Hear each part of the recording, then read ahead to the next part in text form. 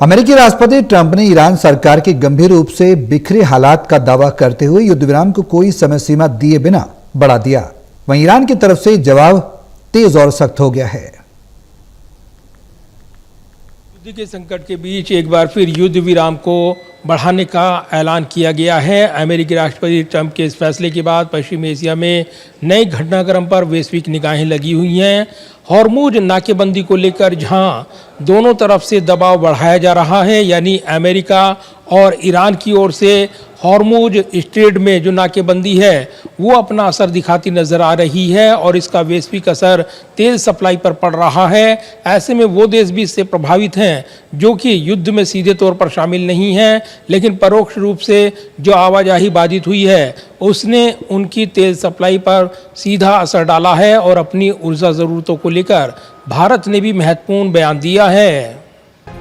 अमेरिकी राष्ट्रपति ट्रंप ने जहां ईरान के साथ युद्ध विराम को आगे बढ़ाने का ऐलान कर दिया है, लेकिन मध्य पूर्व में तनाव एक बार फिर बढ़ता हुआ नजर आ रहा है।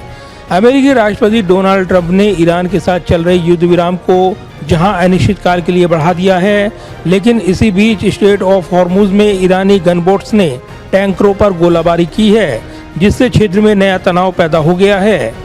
इधर बीती रात ट्रंप ने ट्रूथ सोशल पर पोस्ट कर ऐलान किया कि ईरान सरकार के गंभीर रूप से बिखरे हालात को देखते हुए उन्होंने युद्ध विराम को कोई समय सीमा दिए बिना बढ़ा दिया है।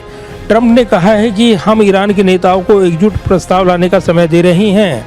बातचीत का नतीजा निकलने तक युद्ध विराम जारी रहेगा। हालांकि ट्रंप ने साफ कहा कि ईरानी बंदरगाहों पर अमेरिकी नौसेना की नाकेबंदी जारी रहेगी। साथ ही ट्रंप ने पाकिस्तान के अनुरोध पर यह फैसला लिया, ये भी जानकारी दी, जो दोनों पक्षों के बीच मध्यस्थता कर रहा है। लेकिन ईरान की तरफ से जवाब तेज और सख्त आया है। ट्रंप के ऐलान के कुछ घंटों बाद ही स्ट्रेट ऑफ हॉर्मुज में ईरान की सेना की गन बोट्स ने कम से कम 2-3 कमर्शियल जहाजों और टैंकरों पर फायरिंग कर दी। ब्रिटिश मैरीटाइम ट्रेड ऑपरेशन और अन्य रिपोर्ट्स के मुताबिक ईरानी गन बोट्स ने बिना कोई चेतावनी दिए टैंकरों पर गोलियां चलाई हैं। कुछ जहाज़ों को जबरन रोक दिया गया या वापस लौटने पर मजबूर किया गया। वहीं ईरान का कहना है कि अमेरिकी नाकेबंदी के जवाब में उन्होंने हॉर्मुज पर सख्त नियंत्रण फिर से लागू कर दिया है।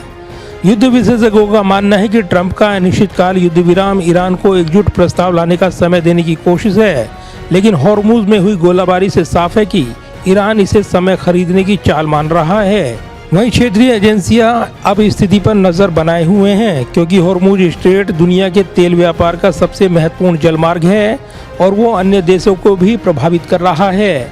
ऐसे में युद्ध के मैदान में भले ही लड़ाई अमेरिका, ईरान, इजराइल के बीच दिखाई दे रही हो, लेकिन वैश्विक तेल सप्लाई पर इसका असर दुनिया भर के देशों पर देखने को मिल रहा है।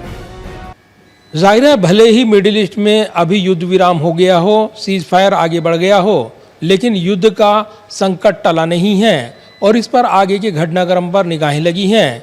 लेकिन हॉर्मुज स्ट्रेट में जिस तरीके से अमेरिकी नाकेबंदी और ईरान की नाकेबंदी ने दबाव बनाया है, उससे लगातार अन्य देश भी प्रभावित हो रहे हैं और ऐसे में इस पूरे घटनाक्रम पर लगातार भारत की भी निगाह बनी हुई है।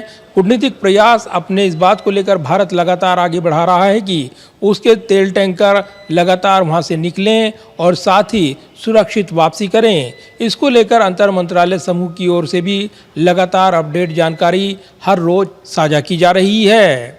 कैमरामैन विदर्भ के साथ प्रदीप कुमार, टोटल न्यूज़, दिल्ली।